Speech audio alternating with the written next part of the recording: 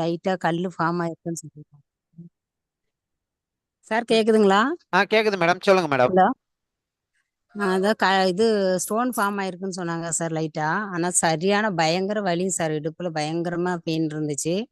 அது ஃபுல்லா சரியாயிடுச்சுங்க சார். அப்புறம் இந்த காலு கட்டை விரல் நகம் 2 கால்லயுமே பயங்கரமா சொத்தையா இருந்ததுங்க சார். அப்படி லைட்டா யாராவது என்னோட காலோட காலை பட்டா கூட பயங்கரமா பெயின் இருக்கும்.